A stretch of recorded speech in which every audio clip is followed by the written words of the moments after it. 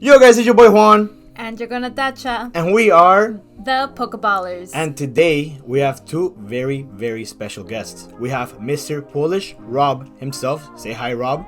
What's going on, everyone? Glad to be here. You guys, just want to thank you for bringing me on to hang out with you on your channel. It's different being on the other end of the spectrum, but I'm glad to be here hanging out with y'all. Thank you so much for coming with us. And we also have Mr. Jay's POKEMART.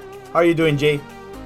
Hey there, everyone. It's an honor to be here with the superstars. So I hope everyone's going to enjoy themselves today because this is something special here.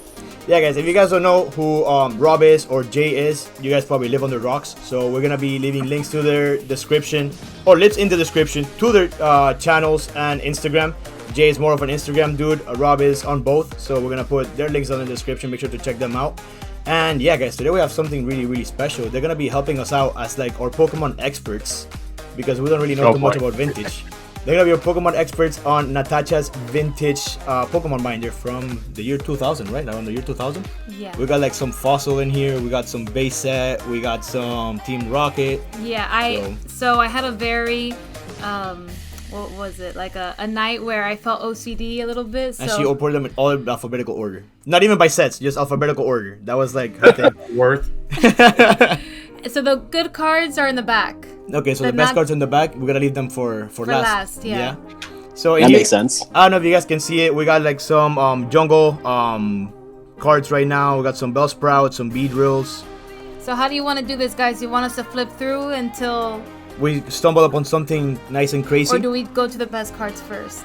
Nah, I think we can like... Whatever you guys want to do, I'm down forever, because I mean, you never know what you can get within the commons and uncommons, right? Like, I mean, you could always have something that's either missing a logo on there, like what set it's from. I mean, there's always value too. I mean, there's this Bulbasaur. I've heard that this Bulbasaur supposedly is like pretty crazy. Like there's like a chance of it having a misprint. I don't know if we can pull it out and see if we can get that Bulbasaur out. I know that the card guru that Logan Paul had said that this card with a misprint could be worth like $30,000. I don't know how accurate that was, but I don't think this one's a misprint though, right? It's just length and weight, right? This was not the misprint. It looks cool nonetheless.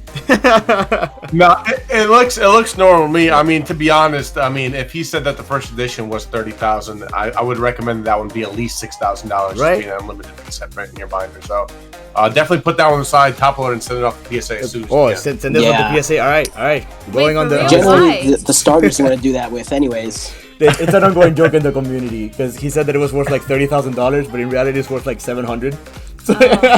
All right.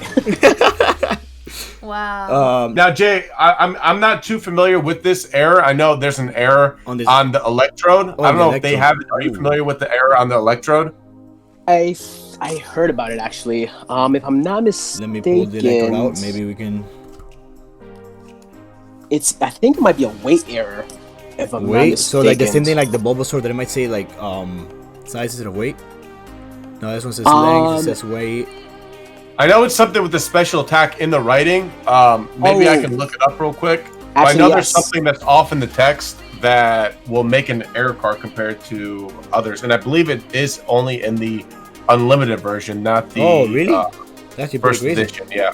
Imagine actually, you mentioned it. Yes, I believe it's something regarding the type of energy that the electric can turn to. Okay, so this one does have the three electric energies or lightning energies. Yeah, so. Well, not the attack. It's more so the ability. So in the game, the ability was that you could use the electrode as a double. I think it was meant to be a double electric energy. Mm-hmm. But I think in the air, I think it just says any energy or something like that. Let me see. I think that might be. I think you might be around the money on that. So one. On the ability itself, the Pokemon powered Bust Zap. Okay, let's see. At any time during your turn before you attack, you may knock out Electrode and attach it to one of your Pokemon. If you do, choose a type of energy. Electrode is now that energy. That provides 2 energy to that type. Oh, so is it? It says 2 energy. It doesn't specify electric energy. It says it provides 2 energy. I'm checking it out right now. Wow. If that happens... Definitely something to look into. Like I said, I know... I haven't looked up too much into it, but I know there's an error card with Electrode and in that writing, and there's a little bit of whitening on the edges, but that's actually really interesting. I didn't know that Electrode had error printing. It's actually pretty cool. If we do get that error Electrode, I mean, if we do have that, I'm actually. Yeah, I don't know if it makes it. I mean, like I said, I haven't looked in the air card in forever, and I don't know if it makes a significant difference in prices, but it's still a fun fact to know. Yeah, it's cool, especially to collect. Yeah, to collect it, it would be pretty cool. You're really looking for those any kind of first edition, anything that is shadowless potentially. Actually, even right now, surprisingly enough, a lot of people are looking for unlimited the Squirtles, the Bulbasaurs, the the starters. Really? Oh yeah, starters. Oh, we got talk about the starters right here. Really popular, and it's because, like, you know, with the whole thing that happened with the hype around Pokemon and the Bulbasaur, Charmeleon, the first editions, like, obviously a lot of the people out there can't afford that kind of stuff, right? Yeah. Can't obtain it, but the cheaper unlimited versions are still out there, and people do enjoy that artwork, so they're still looking for those Squirtles, those Bulbasaurs, those Charmeleons, those Charmanders, those Ivysaurs in unlimited. They don't mind having that in their collection because it's still the same artwork, just doesn't have that first edition stamp or that shadowless part, you know. Yeah, and I feel like it's still like the most nostalgic cards. Like when you think of starters, exactly. Like, those are the three that go to mind. Like those three on Pikachu, like that's it. That's exactly. So, you know, just because it doesn't have the symbols on there doesn't mean that it's not sought after by a lot of collectors, because they do still want those cards. It still means nostalgia to them. It still means that's something you know, that they grew up collecting. So yeah, it's not a bad thing. And that's another thing that I've been like seeing, like how you guys mentioned that like a 7 is the new 9 kind of stuff, like on the ratings. Yeah. Like people are moving on to unlimited because of that too. Like first editions and shadowless cards are just overpriced at this point. And people are like, why would I spend that amount of money on a first edition or on an unlimited when I'm getting the same card if it's or a shadowless rather, when I'm getting the same card if it's unlimited. Okay, go through it. Mm-hmm. Oh, now we're in the trainer cards. Nah, the trainer cards. And Natasha does have. Actually, we'll bring that up at the end. Let's speed through the trainer cards a little bit. There's nothing really too crazy on the trainer cards. And we got some Japanese cards. So this is what I wanted to get into. So we have these Japanese cards, right? And she does have, out of these Japanese cards. Ooh, there we go. Misty's Tears. Yeah, that's it. The Naked Misty.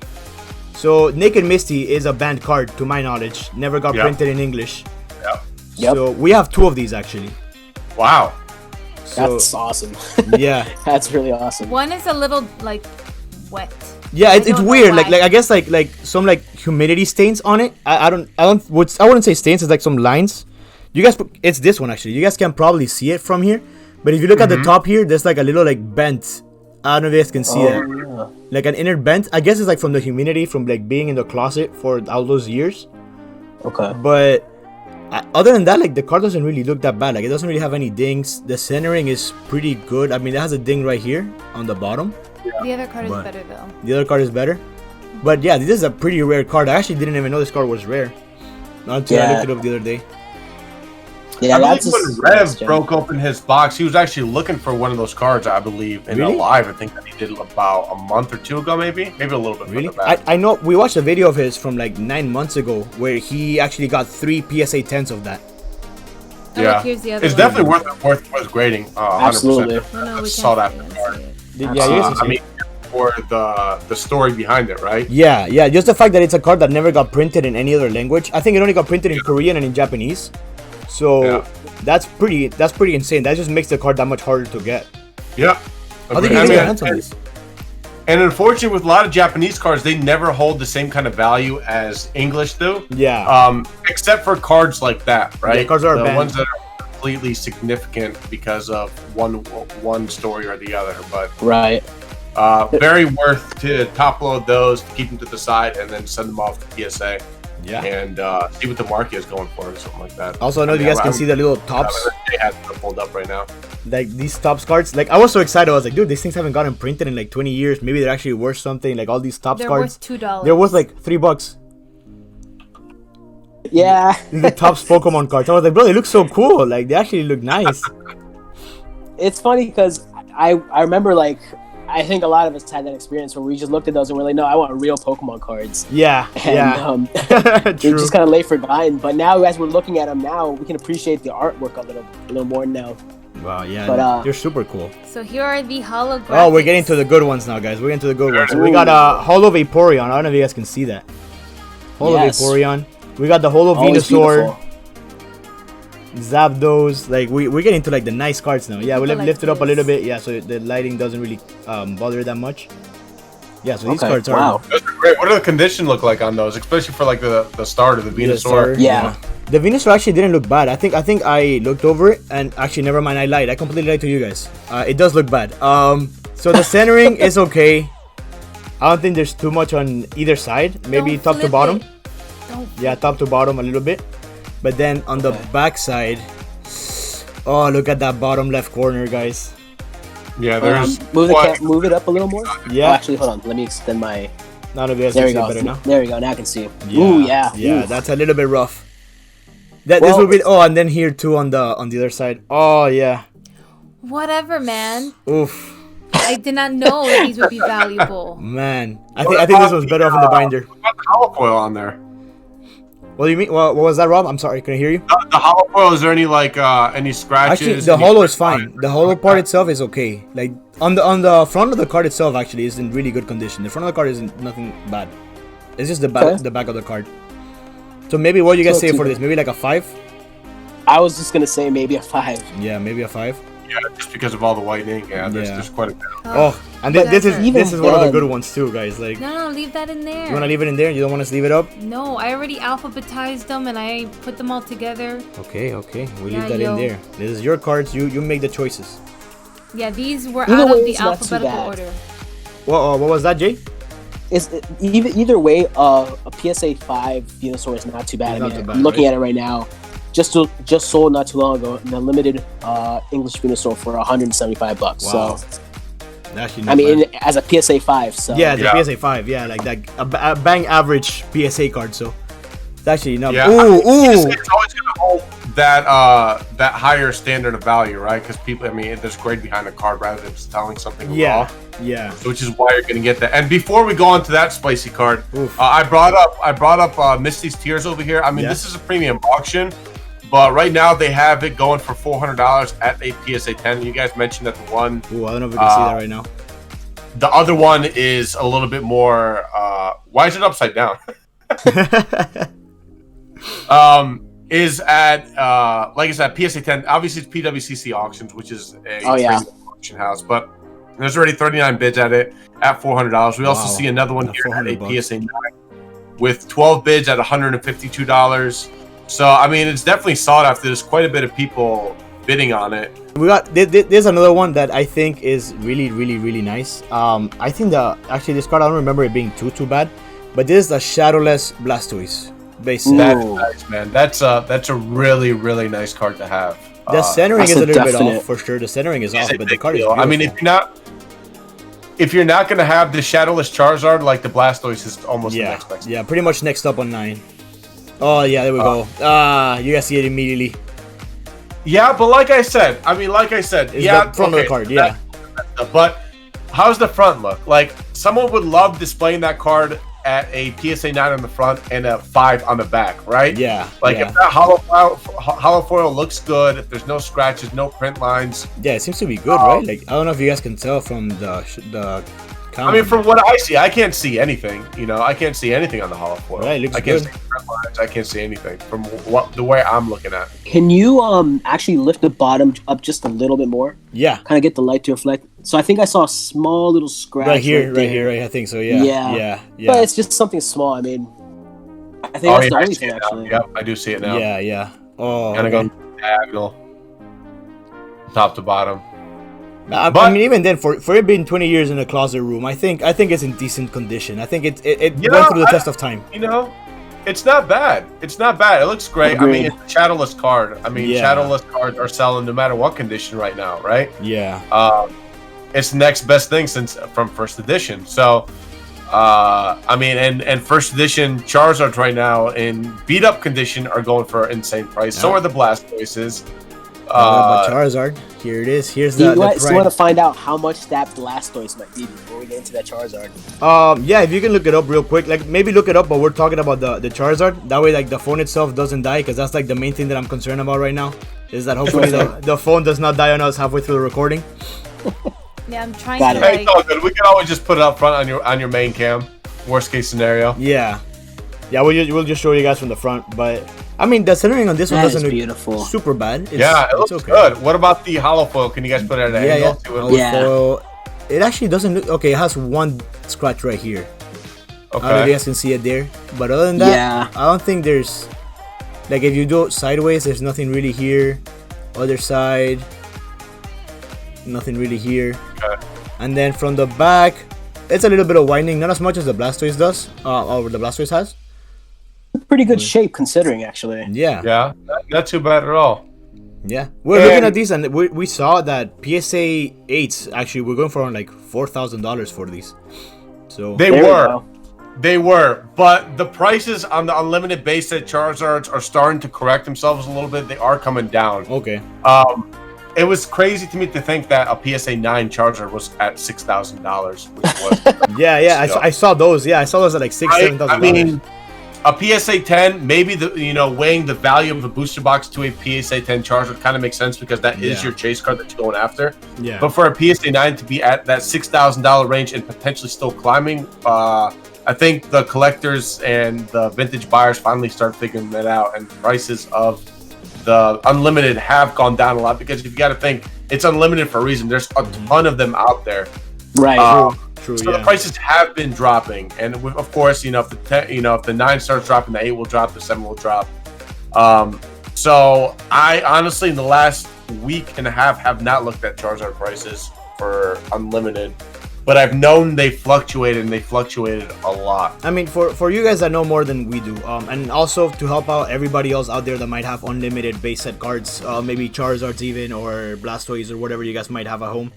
Do you guys would recommend holding on to these unlimited cards, kind of like letting the market for first edition and shadowless get kind of bought up, so that eventually these cards are going to start rising? Because now I know we have the hype, and cards are overinflated because of that hype that's going on with all celebrities coming into the hobby. But once this hype dies down, the market's going to crash, and then it's going to slowly start picking itself back up. And once everybody has bought out all those first editions, all those shadowless cards, they're going to have no other way of getting these cards other than unlimited versions. So you guys would recommend like holding on to these maybe for like 5-10 more years, thinking long run investment rather than selling these cards?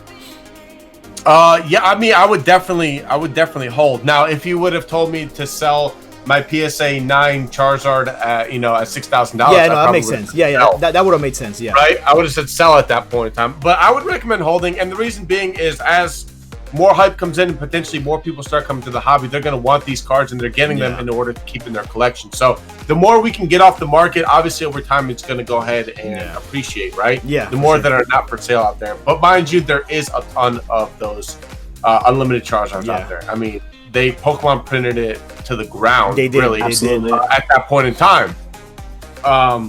So yeah, you gotta really think about that as well. But like you said, if you plan on buying it and holding on to it for 5, 10, 15 more years, I would definitely hold. And on top of that, like, you don't really get more nostalgic than that. You got people buying Evolutions booster boxes at $500 just to pull that card at a 2016 version, right? Yeah, no, that's crazy. That's insane.